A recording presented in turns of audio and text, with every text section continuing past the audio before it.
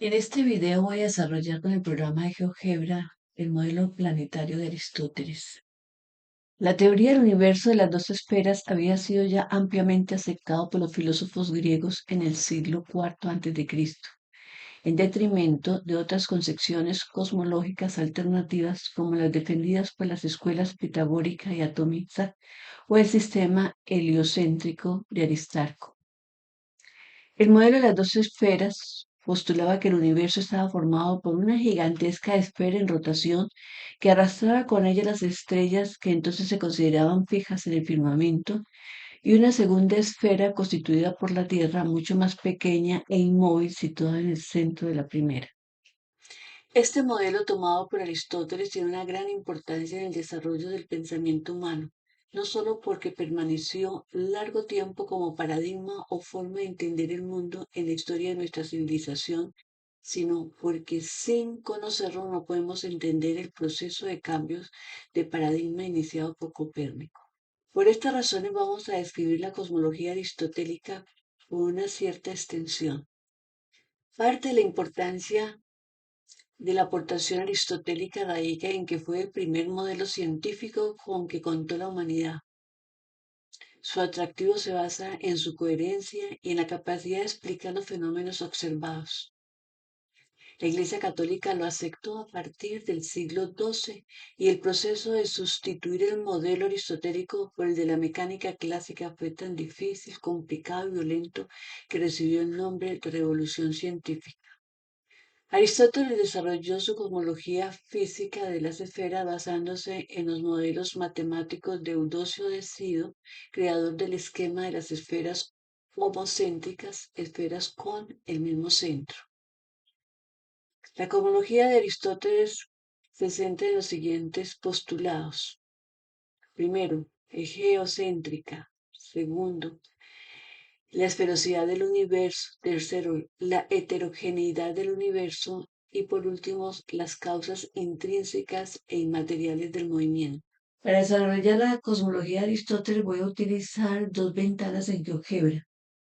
Una que me muestra el movimiento en el plano y la otra que me la muestra el movimiento en el espacio. Observen que solo estoy mostrando las constelaciones del zodiaco para permitir ver cómo se va desarrollando la teoría en el interior de la esfera celeste.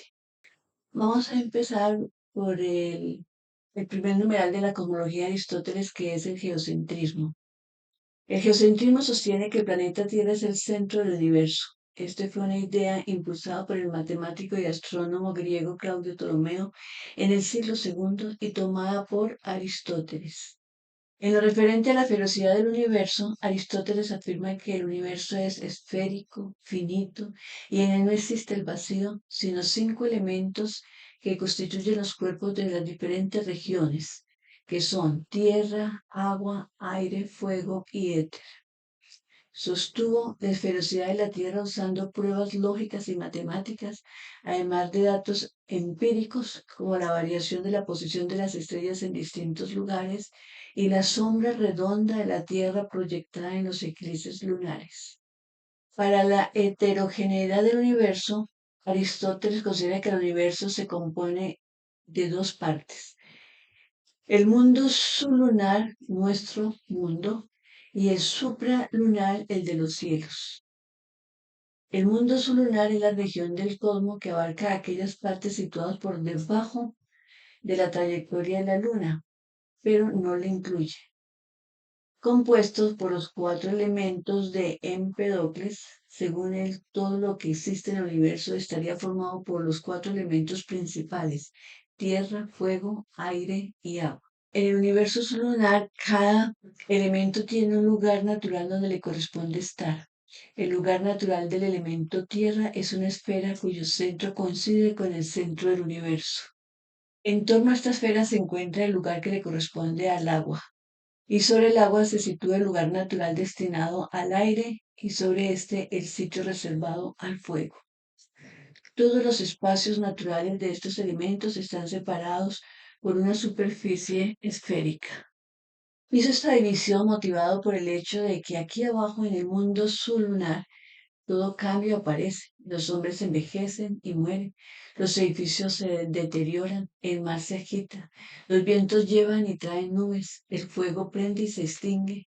Y la tierra misma tiembla con los terremotos. En los cielos, el universo supralunar, por el contrario, nada parece cambiar, reinando en ellos la serenidad y la inmutabilidad. El sol sale y se pone puntualmente. La luna desgrana sus fases en orden regular y las estrellas brillan sin desmayo. Estos elementos no solo eran la base de toda la materia, sino que también representaban cualidades y estados de la naturaleza. La tierra simboliza lo sólido y estable, el aire lo etéreo y móvil, el agua lo fluido y cambiante, y el fuego lo energético y transformador. Esta visión del mundo influyó profundamente en la filosofía y las ciencias durante siglos, proporcionando un marco para entender el comportamiento de la materia y los fenómenos naturales. A diferencia de Empedocles, Aristóteles consideró que estos elementos podrían transformarse unos en otros, explicando de esta forma la generación y la corrupción, y están dotados de movimientos rectilíneos hacia su lugar natural, dos hacia el centro del universo, que son tierra y agua, dos hacia arriba, fuego y aire que carecen de peso. Por consiguiente, los movimientos característicos de los seres del mundo sublunar son finitos, es decir, tienen un principio y un fin, y rectilíneos, ascendentes o descendentes. Empíricamente, en la experiencia no se observan líneas rectas infinitas.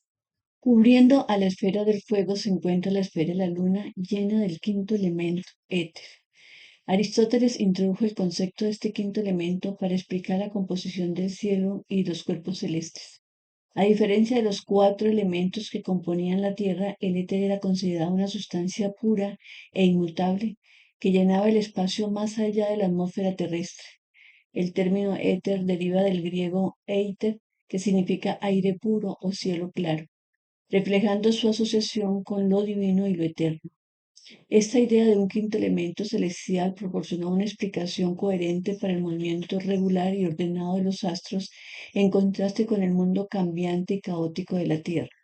Más allá de la corteza de fuego se encuentra el mundo supralunar perfecto e incorrupto, compuesto por las estrellas y objetos celestes que están incrustados en esferas celestes concéntricas de éter que giran alrededor de la Tierra. Posee la propiedad de que su movimiento natural no está dirigido hacia el centro del universo. Sus átomos están animados de un movimiento circular, de tal manera que el centro de la circunferencia coincide con el centro del universo y por tanto paralelo a la superficie de la Tierra. En la primera de las esferas se encuentra incrustada la luna. Tras ella, Aristóteles dispuso una serie de 5 esferas cristalinas más correspondientes al Sol, que para Aristóteles era otro planeta, y a las 5 estrellas errantes, los 5 planetas conocidos entonces, Mercurio, Venus, Marte, Júpiter y Saturno. Por último, cerrando todo, se halla la esfera celeste cristalina donde se encuentran prendidas las estrellas fijas. La esfera de las estrellas fijas está animada de un movimiento de giro en torno al eje de la Tierra de manera que da una vuelta al día. A esta serie de esferas cristalinas la llamó el mundo supralunar y al contrario del sublunar, este universo era perfecto e inmutable. El hecho de que en el universo sublunar existiera un cierto desorden, el cual era causado por los efectos de arrastre que producían las esferas de éter que contienen a todos los planetas en su movimiento, provocando la mezcla y la continua alteración, causa intrínseca e inmaterial del movimiento. Para Aristóteles existe el primer motor inmóvil que mueve la esfera de las estrellas fijas, la cual por rozamiento mueve todas las demás. La noción de éter se mantuvo como un pilar de la cosmología durante muchos siglos hasta que los avances en la física moderna comenzaron a cuestionar su existencia. Aristóteles concluyó que las dos partes del mundo funcionaban de acuerdo con reglas o leyes de distinta especie. Había una ley natural para los objetos del mundo sublunar y otra para los objetos celestes. Una piedra soltada al aire caía derecho hacia abajo y en un día sin viento el humo subía recto hacia lo alto. Todos los movimientos terrestres liberados a su suerte parecían avanzar o hacia arriba o hacia abajo. No ocurría así en el cielo. El sol, la luna y las estrellas no caían hacia el mundo, más bien se movían en círculos en torno a él, retenidos, encastrados por sus esferas cristalinas. Así pues, el movimiento natural para las cosas sublunares era rectilíneo, hacia arriba o directamente hacia abajo, y para los objetos celestes era circular. A diferencia del movimiento hacia arriba o hacia abajo, el movimiento circular no tiene principio ni fin, es perfecto. Pero había otra diferencia y es que en la Tierra los objetos en movimiento terminaban por pararse. La piedra caía al suelo y se detenía. Un bloque de madera que desliza pendiente abajo, un carro sobre ruedas o una piedra lanzada, todos terminan parándose. Incluso un caballo al galope acaba por cansarse y pararse. Aristóteles pensó, por tanto, que el estado natural de las cosas en la Tierra era el reposo. Cualquier objeto en movimiento regresaba a ese estado natural de reposo lo antes posible, y ello unido a la naturaleza propia del objeto, condicionaba el sentido y la dirección de su movimiento. Aristóteles argumentó que dependiendo de qué proporción tenía un objeto de tierra, agua, aire y fuego, así sería su movimiento natural. Según él, todo objeto en el universo tenía un lugar propio, determinado por su naturaleza, y cualquier objeto que no estuviera en su lugar propio tendería a moverse para alcanzarlo.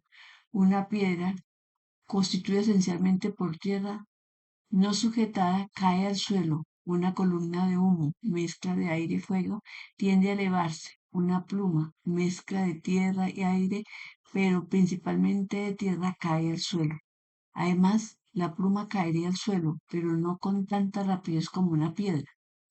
Afirmaba que los objetos deben caer a rapideces proporcionales a sus pesos. Mientras más pesado fuera un objeto, esto es, cuanto mayor proporción de tierra posee, más rápido debería caer. Así pues, la pesadez de los objetos solo era el resultado de la tendencia de los cuerpos a ocupar su sitio natural. Los cuerpos eran tanto más pesados cuanto mayor fuera la proporción del elemento tierra. En el mundo lunar, además del movimiento natural, también existía otro tipo de movimiento que Aristóteles denominó violento. Este tipo de movimiento violento se debía a fuerzas de empuje o de tracción. Era, por tanto, impuesto y forzado. Una persona que empuja un carro o levanta un objeto impone movimiento. El viento impone movimiento a los barcos, las olas se ponen movimiento a las rocas. Lo esencial del movimiento violento es que es causado externamente y se imparte a los objetos. Estos no se mueven por sí mismos ni por su naturaleza, sino por medio de empujones o tirones. La idea de movimiento violento supuso para Aristóteles numerosas dificultades porque no siempre resulta evidente quién empuja o tira de algo. Este es el tipo de cosas que puede llegar a hacerse con una mente despierta, curiosa y con ganas de explicar el mundo. Pese a estar completamente errada, nadie pudo negar que la visión del mundo propugnada por Aristóteles fue extraordinariamente ingeniosa y capaz de superar toda prueba argumentativa, frágil ante la mínima confrontación experimental. Como estas pruebas nunca se hicieron, la teoría del movimiento de Aristóteles sedujo al mundo durante casi 2000 años. Tampoco la idea de los cinco elementos era correcta y con el tiempo sería reemplazada por la teoría atomista, herencia también de la Grecia antigua, defendida por el filósofo Demócrito, sin mucho éxito, por cierto. No obstante, lo verdaderamente valioso de todos aquellos esfuerzos fue el intento de explicar la naturaleza, de creer que el mundo era comprensible y que no se debía a los caprichos de los dioses, que de existir respetarían escrupulosamente las leyes con las que ellos mismos habían dotado la naturaleza. La creencia en que el mundo se atenía a leyes comprensibles por el hombre lo cambió todo. Los filósofos griegos nos enseñaron a teorizar. Les faltó tiempo para percatarse de que además de la argumentación, la siguiente clave era la experimentación y el descarte de teorías mediante el ensayo, algo que no alcanzaron a valorar en su breve paso por la historia. Tendrían que pasar miles de años para que el pensamiento retomara el punto donde ellos lo dejaron y se diera el siguiente paso. Así nació la ciencia y el método científico. Bueno, jóvenes, si les gustó, suscríbanse, envíen comentarios, pongan un OK y nos vemos en la próxima. Chao.